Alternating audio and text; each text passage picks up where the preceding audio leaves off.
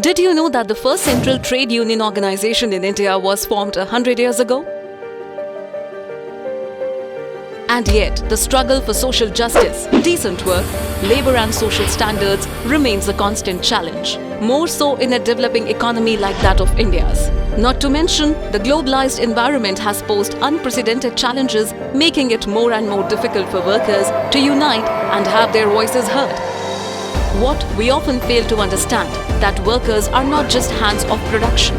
They are integral to achieving economic progress and sustainable development.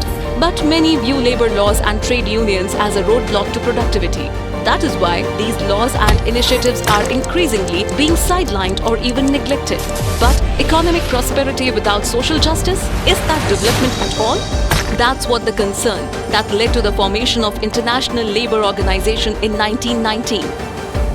And thus, for the first time in history, a tripartite organization that brought together representatives of governments, employers and workers was formed. The ILO celebrates its 100th anniversary this year and emphasizes of a human-centered agenda for the future of the work.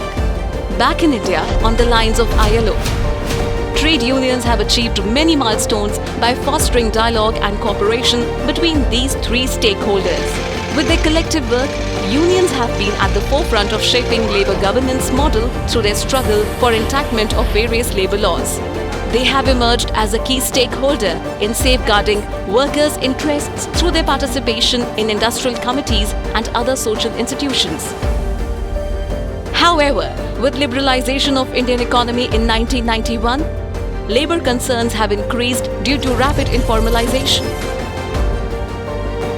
With 93% of the labor force employed in the vast informal sector, coupled with changing nature of employment, workers today are more exposed to precarious conditions like low wages, lack of social security, and shrinking space to exercise rights at workplace.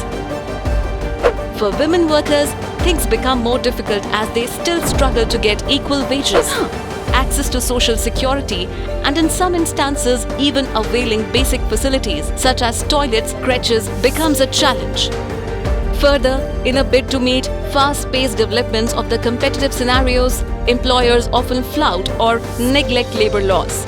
All this makes the need of trade unions all the more relevant today. The challenges may be different from those when we started.